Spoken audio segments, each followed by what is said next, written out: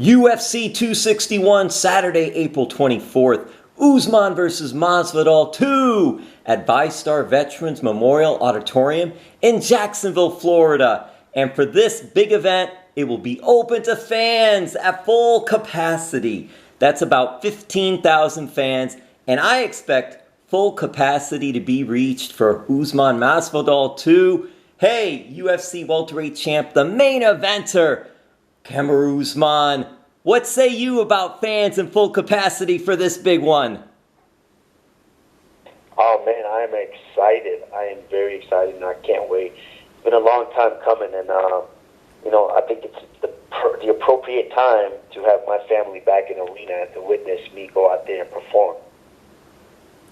And perform you do. It's what a career for you so far. There's more to go, just more things to do.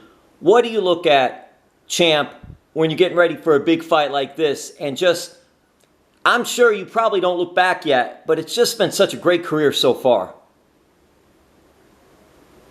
Yeah, I try to take it one fight at a time. I try not to look forward too fast because I've always said this. When you start sniffing your own or drinking your own Kool-Aid, that's when you start slipping in your preparation. And I'm not looking to do that. I'm looking to stay focused, go out there and accomplish my goal. And by the time I'm said and done, I want everyone to look at my body of work and say, you know what, that guy was a great one. Well, it's interesting because, champ, we could say that now, but I know there's more to go and there's more things for you to do. Tell us in particular what this fight means to you. It's a big fight for me because in that first fight I didn't necessarily get my fix out of the fight. Yes, I dominated the fight completely, but I didn't perform the way that I wanted to perform. I wasn't satisfied with the way that I performed, and that's why I chose to do this one over again. I mean, if you look at the whole division, it's like we're all running a track meet, but I'm so far ahead of these guys. I'm coming around, and I'm about to lap these guys right now, and Masvidal happens to be the first guy that I'm going to lap. But I take no credit away. I give respect where it is. Masvidal does bring a lot of eyeballs to this, and which is why he's one of the guys that I went with. So yeah, I'm just excited. April 24th, I think it's going to be a fun time for myself. You've beaten them all in the division, all the top fighters, and it's a strong division. And you mentioned the respect. What does Masvidal bring to the table? He's a very talented fighter. Very, very talented. I think he's very, very good striking. Very good striking. He's a slick fighter, and he knows how to. He definitely knows how to control himself in that octagon. He knows how to deal with, control his nerves, and he's truly a veteran fighter. I will give him that. He does well. He gets off the floor very, very well. He was very difficult to take down and hold down. And this is areas where I think he thrives and he shines. But at the end of the day, I believe that I am pound for pound the most well-rounded fighter on the planet. And I'm going to go out there and April 24th, and I'm going to prove that once again. Well, you were supposed to fight Gilbert Burns, and because of COVID for Gilbert, you end up fighting Masvidal. Unanimous decision, majority. Basically, if it was 5-0, I think one judge had it 4-1, but you dominated the fight. Then you fought Burns, and you got the victory there. And now you got Masvidal again. It's interesting. This, I believe, is the first time you're fighting someone twice. Is there a different dynamic when you go to camp for something like that, or not really, because you were getting ready for Burns the last time? In the first one, being that I was preparing for Burns that first fight, and I had a lot going on. I accepted that fight with Masvidal on short notice, with a broken nose in two different places, and barely being able to walk for most of that camp. With some issues that I was having with my feet, to where, I fly halfway around the world and I was still able to dominate him like that. I think given the ample amount of time time to actually prepare for an opponent, I go out there and I make them I just show them vast difference between myself and them, and that's what I'm looking to do April 24th as well.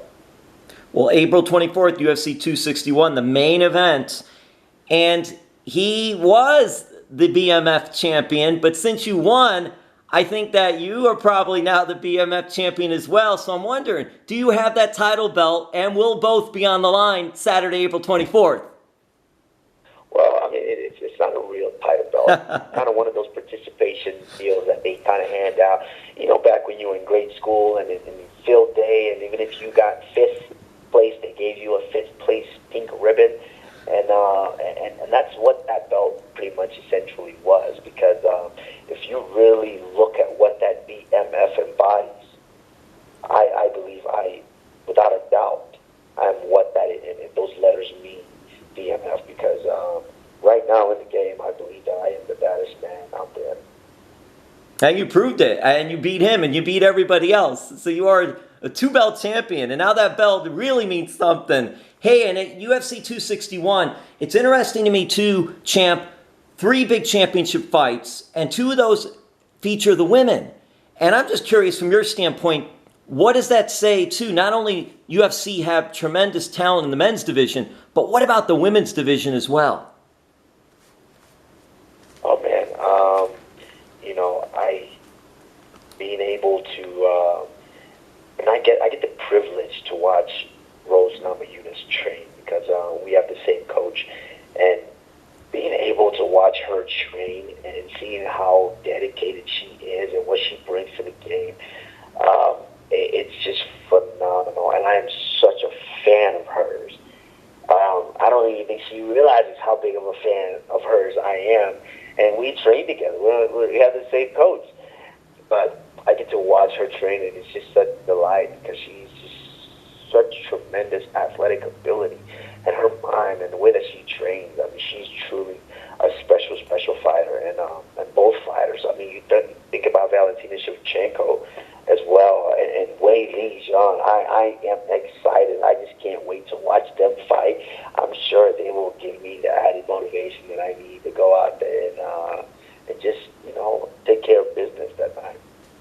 Well, hey, champ, you mentioned training. Were you training in Colorado? Were you in South Florida or Florida for this one? I'm in Colorado. I've been in Colorado for the last year and a half, and just preparing, you know, with my new coach, Trevor Whitman, and also, of course, my longtime ground coach, George Santiago, just preparing. And also wrestling coach now, Ben Sherrington. You know, I've just built a new level of support group, and I'm excited to see what we continue to go out there and do.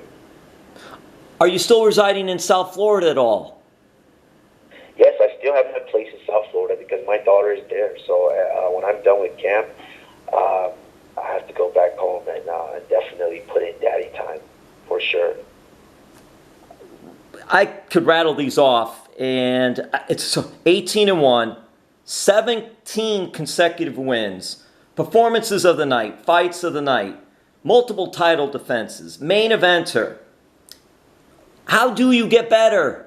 I get better, but I just continue to do what I do, and that's grow each and every day.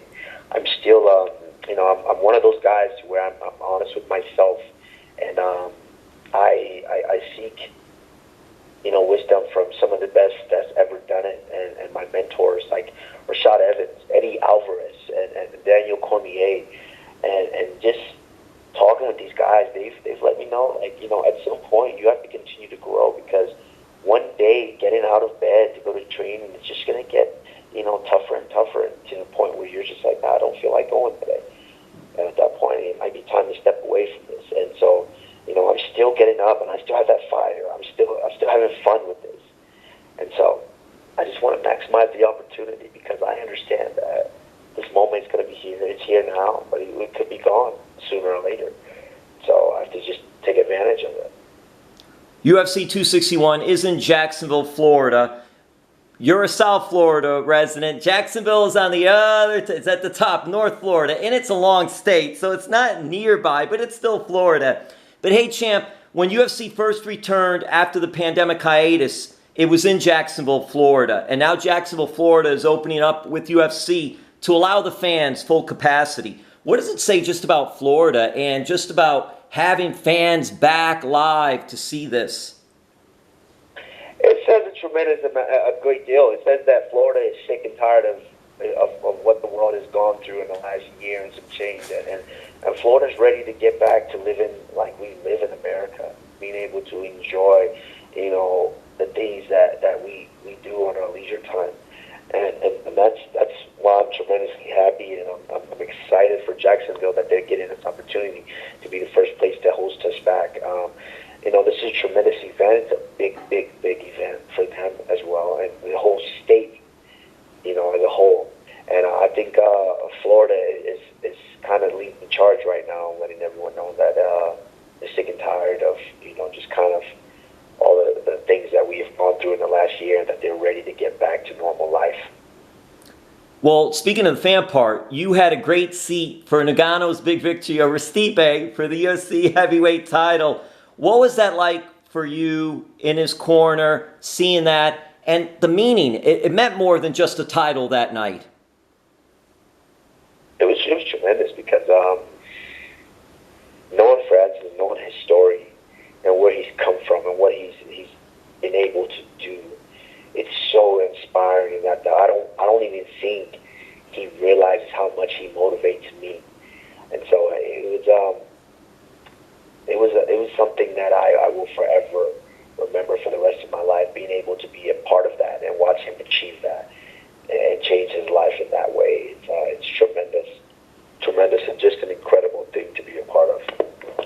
And not only just to be a part of that, but just as far as you and him and others being role models, and also for your native countries to be able to achieve. What is that like for you, champ? Oh, it's tremendous because, growing up, we weren't able to see kids and, see adults or guys in our, on basically where we are right now, just to look up to and say, that's what I want to be. I want to get there one day, to give us that hope. And, now being able to give them that, it means a tremendous amount, and just letting them know that, hey, one day you guys can be here. Do you think we'll ever see UFC fighting in Nigeria?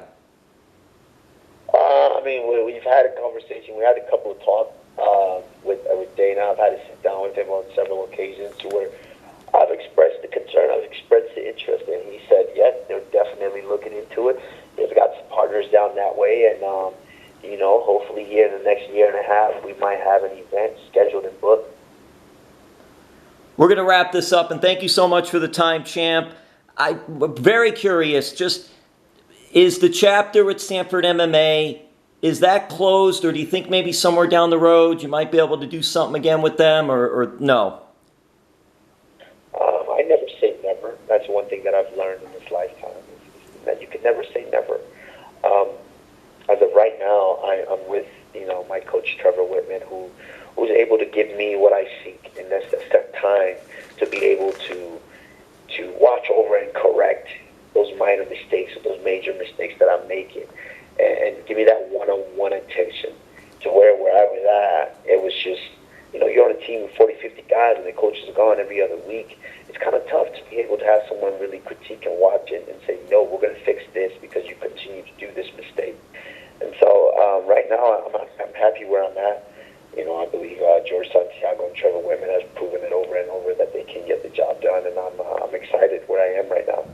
Well, UFC... I never say never. Never say never. Also a WWE mantra as well. I don't know if you're into the sports entertainment pro wrestling, but I'm just letting you know that, champ. Absolutely. Those guys don't want none of me over there. If I come over there, I'm definitely bringing some chaos into that ring. Yes, that's it, champ. Yeah, you could champion of two worlds. Yes. Well, listen, champ, thank you so much. UFC 261, Saturday, April 24th. Huge event. I'll leave it at this, champ. How's your brother doing? He's doing phenomenal, and that's one thing I got to touch on. He's going to have his PFL debut here in May.